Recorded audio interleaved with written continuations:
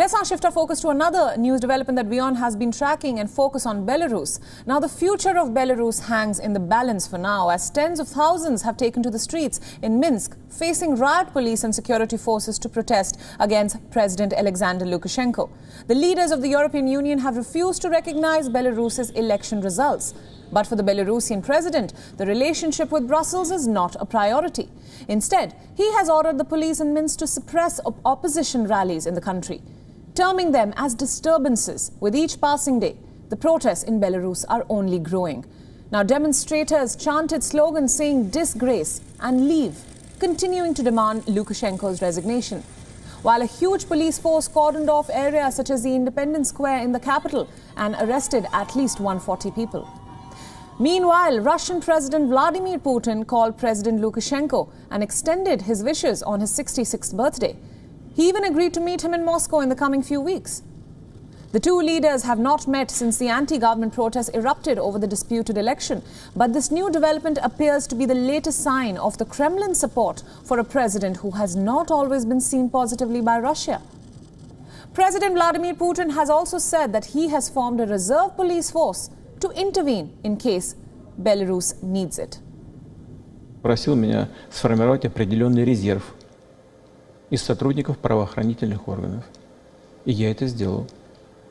Но мы договорились также, что он не будет использован до тех пор, пока ситуация не будет выходить из-под контроля. И когда экстремистские, я хочу это подчеркнуть, элементы до тех пор не будут использоваться, пока экстремистские элементы, не прикрываясь политическими лозунгами, не перейдут определенных границ и не приступят просто к разбою, не начнут поджигать машины, дома, банки.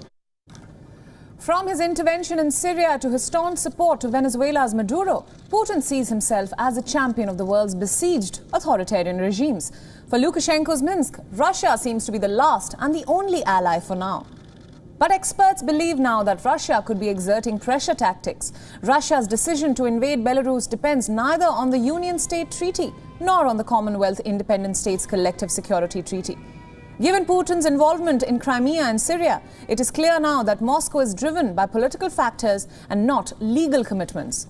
Russian influence is very certain, and Lukashenko, the troubled leader, seems to have no way to go except for Russia. Experts are also trying to predict whether Putin would be using the unrest in Minsk to use force and merge Belarus with Russia to make his Soviet Union dream come true after all. But with the coronavirus pandemic continuing, US presidential elections approaching and the ongoing differences with EU members, these predictions seem not to be completely unfounded. A question from